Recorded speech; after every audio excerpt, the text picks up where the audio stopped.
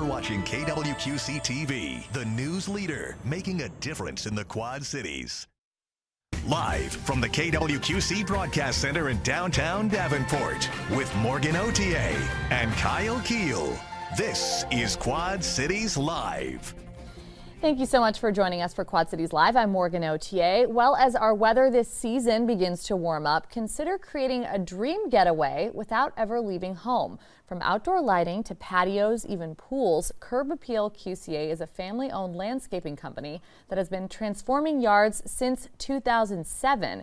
Here with a closer look at the variety of options available is owner Caleb Muting, along with project manager Colin Waddick.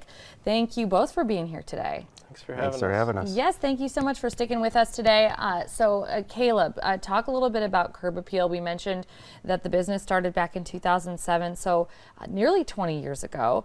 Give us a little background on this family business. Yeah, so Curb Appeal actually started with my dad and my uncle. They started the company. They had always had a mowing business, and then they kind of wanted to make something more of it. So they turned it into Curb Appeal. They did mowing. They worked for one builder, and from there things just kind of took off, and we've made it to where we are today. Yeah, I mean, that's really amazing. Congratulations to your entire family for that, because I think it's really incredible to think of something starting out just like what we're going to start with is we're going to start with we're going to mow, we're going to do some regular landscaping, and to turn it into what you have is remarkable. Really, it is. Yeah. Thank you. Of course. So, Colin, speaking of, let's talk about some of the services that you guys provide. There is quite a long list. It goes far beyond, plants and flowers and mowing, so to speak. Yeah, for sure. We do. I mean, pretty much everything with outdoors. We do everything from your general landscaping, so plantings, landscape beds, to patios, retaining walls, outdoor lighting. Grading and seeding, do a lot of our grading and seeding work, outdoor drain tiling. We pretty much anything with the outdoors we cover. So that's really incredible, and because we're seeing some of these photos on the screen right now, showing all the different things that you do. And I will say, a lot of times I think we find different companies you have to call to do these different things. So if you want to do like a fire feature or an outdoor cooking, scenario, if you want to put a pool or spa in or do lighting, even grading, like the work you were just talking about where you're talking about moving dirt around and things like that, it feels like oftentimes you have to piecemeal together by calling different companies to do that. So is that something that you find as far as customer response, that people are pleased they can kind of kill more than one bird with one stone? For sure. We get a lot of that, and a lot of people tell us that's one of the reasons they went with us. In fact, I had a customer yesterday just tell me the same thing. So, and that's one of the reasons we got into like pools too, in-ground pools. We got into about 3 years ago as well, was because so many customers just want to have one person they can go to and build a relationship with. So it's definitely a huge benefit. Yeah, I can only imagine. And Caleb, you guys take on some pretty big projects, as we're seeing here in some of these photos that you have provided. But also, there's no project too small. So people can still call you with some of these minor things that really they don't have the handiness or they can't do themselves for whatever reason. You guys are still there for that. We are. We're happy to install one tree or 1 yard of mulch or whatever the need of our customers are. We want to meet it however we can. Yeah. So speaking of, when it comes to customization, Colin, talk about the process for a customer. So let's say they call you up and they have a number of things that they want to accomplish in their backyard. How does that look? Yeah, usually it's just trying to get them to nail it down to what they're wanting to accomplish, what they use the space for, what they're looking for, what their tastes are, what they like, aesthetically what they like to look at and stuff like that, and then coming up with an actual design to meet their needs and meet the needs of the space, or meet the space itself. Kind of show them a plan, and then kind of show them what their options are and what we can do for them. Show them a design, and then also get them pricing on everything. And you do all of that in-house? Yep, we do everything in-house. So from the drawing or meeting with them, talking about what they're looking for, coming up with a design, meeting with them again, picking out materials, then getting pricing and all that. So, and then installation, of course, as well. Wonderful. So, and Caleb, something that you guys, you've grown so much over these last 20 years, but you are continuing to expand in different ways. So not so long ago, just a few years ago, you opened a garden center. We did. Yeah, tell us about that. Our goal is to always be able to have the top quality materials and all the things that we want to have at our fingertips when we need it. And having our own garden center has allowed us to do that. So we purchased the old East Moline feed. Okay. That was right across the street from our shop, where we still sell dog food, we still sell bird seed, everything they had. Yeah. But then we've expanded on that, and we have trees and plants and outdoor furniture, and it's just given us another customer base. And we get landscape jobs from the garden center. I was going to say, I feel like they go together really well. Like somebody is out there envisioning what they want to see in their yard, and they're purchasing their own plants and flowers, but going, what I really want to do is this, you know, in a year or 5 years. And it's a good, you know, it's a way to open a door for maybe something that you can work with these customers on in the future. Yep. Really cool. Okay, so we are looking at a lot of spring and summer video right now, and I hate to even say the word snow at this point, but you also have plenty that you can help people out with in the winter months as well. Yep, we do commercial snow removal, and then we will do indoor, like an indoor bar or indoor projects like that if someone wants that too. Wonderful. Okay, so you guys are keeping busy year round. Colin, you definitely are keeping busy year round. It sounds like. Never short of work. And you know, you're a family-owned business. You take a lot of pride in your community, and something that you guys are just getting involved in is a lot more community events. In fact, you just held one this spring. Right. You had an inaugural, what was an Easter event? Easter egg hunt, yep. So we teamed up with a couple other contractors in the area, and we started it, and it was a huge success, and we're excited to continue that and do other things like that moving forward. Wonderful. Okay, well, thank you so much. Yeah. Curb Appeal QCA and the Garden Center are both located in Carbon Cliff, Illinois. We have the address, the phone number right there on your screen. To learn more about services or to contact the business online, visit curbappealqca.com. Caleb and Colin, thank you so much for being here today. Thank you for having us. Thank you so much. Well, still to come on QCL, if clutter is taking over your home and your sanity, one local business can help get you organized and take back your space. Simple tips from Fresh Start Living QC. Next. You're watching Quad Cities Live. Well, we all have that one space that feels just a little too overwhelming to tackle. Maybe it's a closet, a garage, an entire room. But what if you don't have to do it alone? Fresh Start Living QC is a local business with a simple but powerful mission, helping you take back your space and your peace of mind through expert organizing and decluttering support. Gwen Tombergs is the owner of this local business, lending a helping hand to all of us if we need it. Gwen, thanks for being here. Thank you. Yes, I'm excited to talk with you about this. I think this is such a fun segment today because I think it's something that we can all identify with. We all have that, you know, even if you're the neatest person on the planet and consider yourself very organized, we've all been in that position at one point or another where we are overwhelmed. So first start talking a little bit about the background of the business, Fresh Start Living QC. You bet. So I work for Live Well Seniors, which is a free service that helps seniors move into senior communities. And we had seniors that didn't have anyone to help them. And so we decided I had wanted to start a company, and so that just formed into helping seniors and helping them move into senior communities, and everybody just had other reasons to need me. So yeah, you're an expert at packing up and unpacking and making yourself and other people feel like they're at home. Well, you know, it's interesting because usually they're overwhelmed because they see the whole project. I see a piece. Okay. And so when I go into someone's home and they're like, oh my gosh, you know, I need to do my whole house before I move. No, you don't. Usually moving is already downsizing because you're not taking everything with you. Sure, yeah. And so when they look at one room, I see something that's we can accomplish together, and they are overwhelmed and don't know where to start. Yeah, and I think a lot of people, as I mentioned, can really identify with that. So who are these services for? Let's talk a little bit more about that, because we talk about moving and people, you know, going to new places. That doesn't necessarily have to be the case, though. You can help folks that are staying right where they are. Oh, I've done everything from helping someone organize their clothes because they look at it and they're like, oh my gosh, you know, I have 20 of this and 14 of that, and they just honestly are overwhelmed. So we break it down into steps where, hey, what I do is I take usually everything out and then only put back what you're going to keep. Yeah. That way you know for sure that stuff is leaving your house. Yeah, you make it more manageable for people. I think like having that outside person, especially that's not attached to the things that you are attached to, can obviously be really beneficial. We are looking at some great before and after photos. I mean, the photo on the left, I know people can identify with, but it stresses you out. You're like, no way will I ever be able to make my way through this. And then we look at the after photo on the right, and it's incredible what you're able to accomplish. So you are providing us with some great information for those folks who want to get started today. You have some tips for organizing and decluttering. And so my favorite part about this list that you've created, I think there's 11 things on this list. You have to make a mess first. So you kind of talked about that. It's going to look bad before it looks good.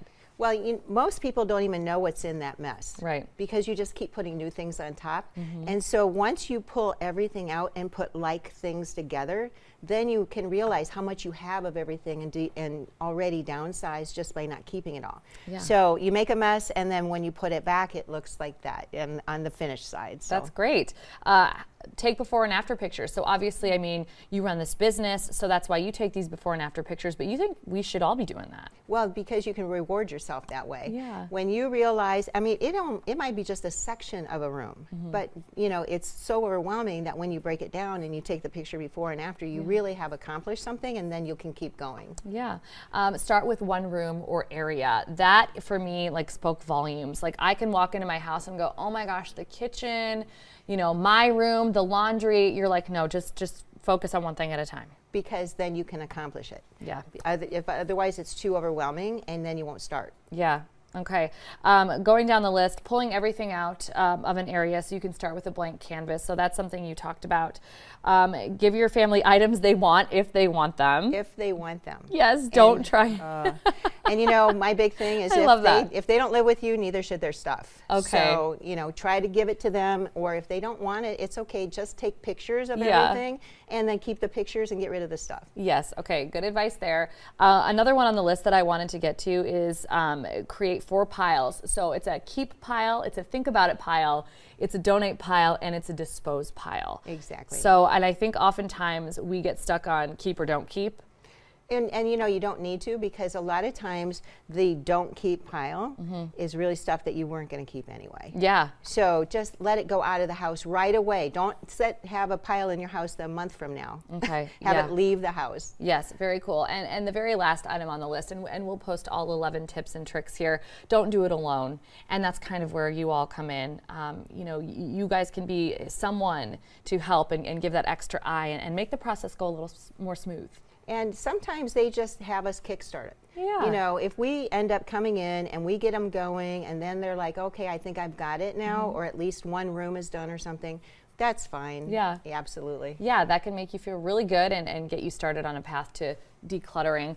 So there are a variety of ways to contact Fresh Start Living QC. You can send them an email. You can call the number that's right there at the top of your screen, or you can just fill out a form on the website, freshstartlivingqc.com. And if you want to take a look at some more incredible before and after photos of all of this work, give them a like and a follow on their Facebook page. Gwen, thank you so much for coming in today. I feel like it was just motivating, at least for me, just talking to you. Good. Yes, thank you so much. Thank you. Coming up on QCL, a local organization with the goal of giving kids a strong start in life. We'll sit down with Birth to 5 Illinois to talk about early childhood education, community collaboration, and how you can help shape the future for kids in Rock Island County. Quad Cities Live continues. When it comes to setting kids up for success, you have to start early. With that in mind, a nonprofit called Birth to 5 Illinois is working to improve access to early childhood education, from elevating family voices to breaking down barriers in the system. Birth to 5 Illinois is all about collective impact. And joining us with ways that we can all get involved is Emily Cummings, the council manager for Region 49. Emily, thank you so much for being here today. Thanks so much for having me. Yes, I'm so excited to highlight this organization today. It is so important, the work that you're doing. So for those who may not be familiar, haven't heard of it, you guys are relatively new. Tell us about what Birth to 5 Illinois is and what Region 49 covers. Sure. Birth to 5 Illinois was born out of the governor wanting Illinois to be the best state to raise a family. So he sent out a commission and said, what do we need to do? And they simplified it to 3 words. They said, we want things to be simpler, fairer, and better for families. Yeah. That's how Birth to 5 Illinois was born. So across the state of Illinois, we have 39 different regions, not in numerical order because ours is number 49 here in Rock Okay, yes, 49. Yep. And that's Rock Island County, yep, correct? It covers Rock Island County, yep. Okay, wonderful. So you provided us with a little bit of information today. So here's a look at the state, and you can see the top right there, 49 is where we are. But more than 10,000 children under the age of 6 in Region 49. So this matters to a lot of families. It really does. And Birth to 5 has 3 main components that we're centered on. We want collective impact, racial equity, and we want family voice. And so many times decisions are made from the state leaders down instead of really hearing and amplifying the voices of the community that it serves. Right. So we get to go in and we get to go into Rock Island County and talk to families and say what's working as far as early childhood and what's not for your family. And in the last 3 years, we've learned a lot. Okay, and like we have on the screen right here, children 0 to 5 in the area, more than 2,000 of them without publicly funded early childhood education slots. So this is a very big impact to a lot of folks just right here in our community. You talk about elevating the family voice. So would you say that's a big central theme of your work? Absolutely. Family voice is really important. And when we went in, we heard from families that said, we just can't afford childcare. It's way too expensive. And then when we're trying to find childcare, there's nowhere to go, right? Okay. Especially for second shift or third shift workers. This is a huge need in our community, and we need to be able to hear the voices of those that are impacted so we can start doing the action planning to change things. Okay, so and that was going to be my next question, the biggest needs or barriers that you would say are in our region. So affordability, from what it sounds like, and availability. I think that's something that we've been hearing across the board for a very long time. Now, would you say that really coincides with what we're seeing statewide, or is that very specific to our area? I'd say it's a statewide issue. Okay. Rock Island County specifically, what we're finding is that we need to open up classrooms, but we're not finding the staff qualified to be able to fill them, right? Okay. So we can open more classrooms, but we need to retain the amazing early childhood educators we have. That's why one of our action plan items is actually about the champions of early childhood education, really celebrating and highlighting. This is a program where parents can nominate, co-teachers can nominate, and really celebrate the awesome early childhood teachers that are working with your children every day. Okay. And trying to recruit males for early childhood too, right? A lot of males have never seen themselves in early childhood, and really wanting to highlight that this is an awesome career path that they can get into. Historically, that was something that men, I think, shied away from because it wasn't a big money maker. But we're seeing wages really increase, and what we'd like to see is more men in the field now. Well, that's good. And going off of that, I mean, how does this info that you guys have collected over these years help influence policy and funding decisions? So we're talking about getting more people to work in early childhood education. Do you feel like you're starting to make waves and you're starting to see some changes with your work? We are starting to see changes, which is so exciting. What we do too is we have an action council made up of 15 community leaders, and we have a family council made up of 15 parents who all have children under the age of 8. Wow. We meet together once a month and say what's working, what's not working, and then we go and meet with our mayors and our elected officials, and we tell them exactly the quotes that we're hearing from parents right in their communities. Okay, wonderful. And you're always looking to bring more community members into the organization just because that's more voices, it's more diverse that way. So what are some ways that people watching right now could get involved if they're thinking, I really have a lot to offer for this organization? Yeah, we're actually in our recruiting season right now good. for our action council and our family councils. So if anyone is interested, that's a once a month commitment. You get to go and really share your voice and share your experience, and that shapes our action plan, which then leads us to the cool things that we get to do, right? One of the things that we heard in the community, for example, is emergency childcare just doesn't exist. Yeah, absolutely, yes. And so going into community and doing a feasibility study to say, right, could Rock Island County support a crisis nursery? what families would use this. Is this a safe place where people would feel comfortable going?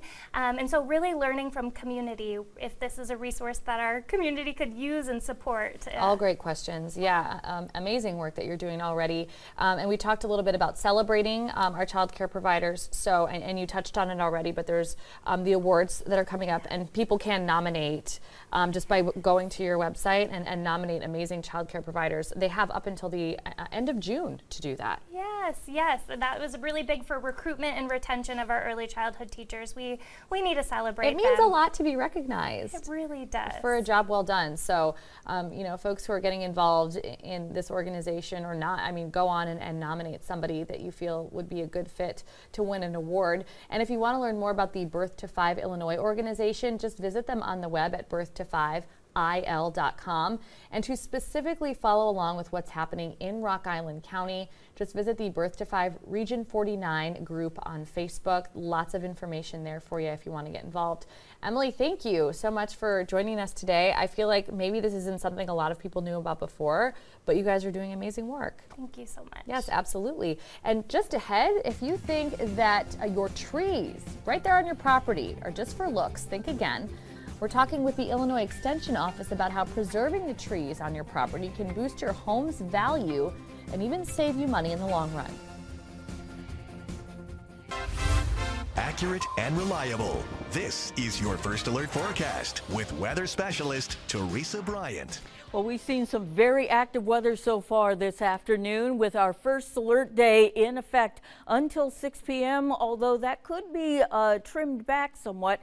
Already seeing some tornadic activity across the region along with damaging winds, small hail, and heavy rain. Could even see a little bit of flash flooding possible. We are still looking at a tornado watch in effect for some of our southeastern counties. And right now, still some very powerful storms out there. To the east, we did see earlier a severe thunderstorm warning with a tornado possible tag on it for parts of Bureau County. That has been canceled now, but still seeing some very heavy rain moving through that area and also some lightning as well as very gusty winds. Flash flood warning still in effect for parts of Muscatine and Rock Island County until 8:30 due to all of the very heavy precipitation we've seen moving through. Some locations getting anywhere from 2 to as much as 3+ inches of rain out of the storm so far this afternoon. Now we'll see all of that starting to wind down later on this evening. Still a few thunderstorms out there through the overnight, but mostly showers as we head into Wednesday. And right now, just seeing that level 1 to level 2 risk still in effect across parts of our viewing area. But again, looks like we'll be getting a bit more rain before it's all said and done. Probably another ½ inch to an inch of precipitation for some locations. Right now in the Quad Cities, we're at 63 degrees with rain falling. Temperature 47 degrees in Galena, 57 in Maquoketa. So beyond that warm front, temperatures still in the 60s, 66 degrees to the south in Macomb, 70 degrees in Mount Pleasant. 50 degrees for the overnight with showers and a few thunderstorms. Highs tomorrow only reaching into the 50s. 55 in Stockton, 57 in DeWitt, 59 in Wapello, 60 degrees in Monmouth, 59 expected for the Quad Cities Metro on Wednesday with mostly cloudy and breezy conditions along with a few showers. Now as we take a look ahead, temperatures will remain in the 60s through the end of the week, but warming quite nicely for the weekend with highs in the 70s. We all love the beauty and shade that trees bring to our yards, but did you know that healthy, mature trees can actually increase your property value by thousands of dollars? Trees have a lot to offer beyond looks with real financial, environmental, and even social benefits. Emily Swihart is a horticulture expert with the Illinois Extension Office, and she is back with us today. Emily, thanks for being here. My pleasure. Yes, I'm excited to talk with you about trees today.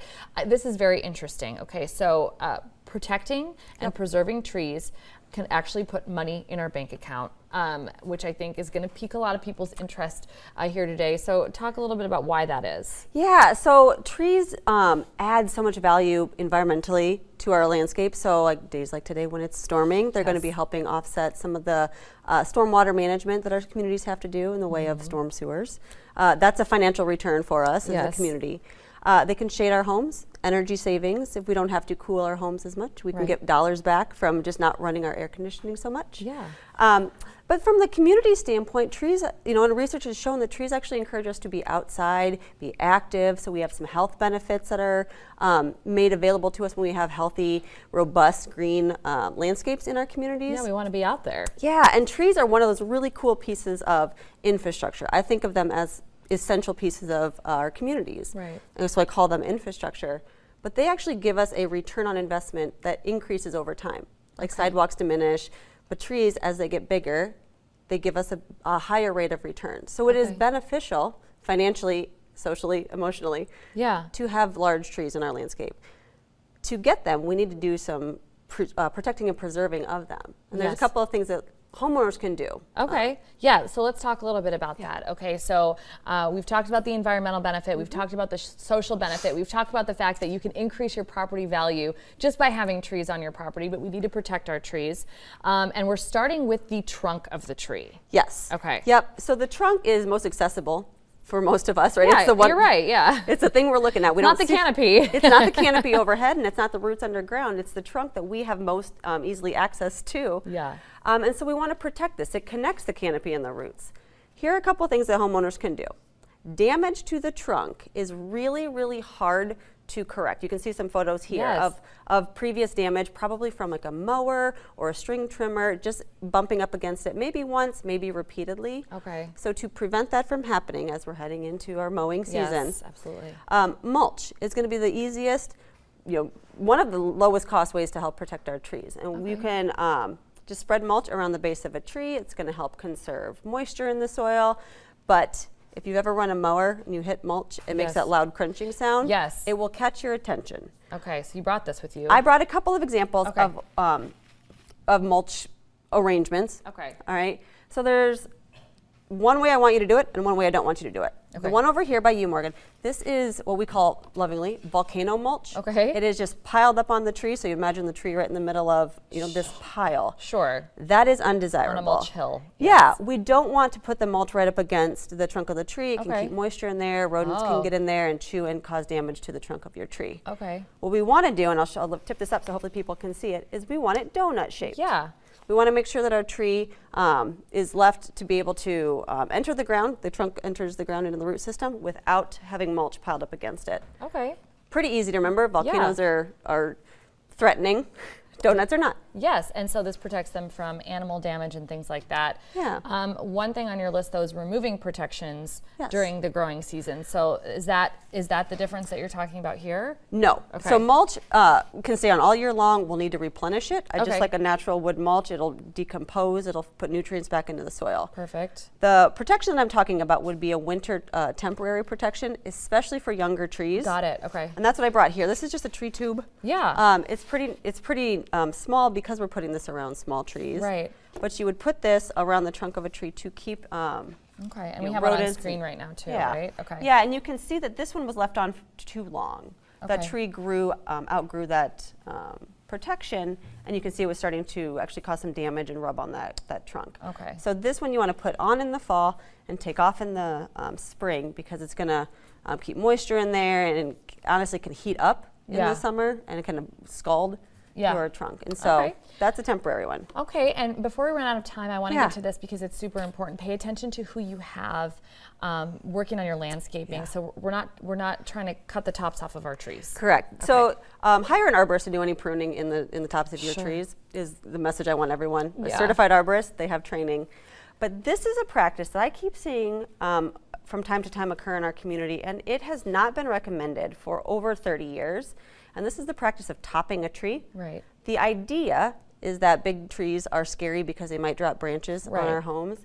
And the challenge is that this type of pruning activity, it can actually cause more harm to the tree and can create a more hazardous tree long term. Because it's weaker. It is weaker, yeah. So okay. when you indiscriminately remove the tops of the tree, you have got, the tree basically panics because Right. it's lost a lot of its food resources and sends out these auxiliary shoots, which are Okay. weakly attached and can fall. Okay, So don't do this. Don't do that. Hire a certified arborist. That's what I'm getting from Emily right Yes. now. And if you want more information from Emily and her colleagues, visit the University of Illinois Extension website right there on your screen. As always, Emily, thank you so much. My Great pleasure. information. We appreciate it. Thank you so much for watching Quad Cities Live. Your News at 4 with Sharon is up next.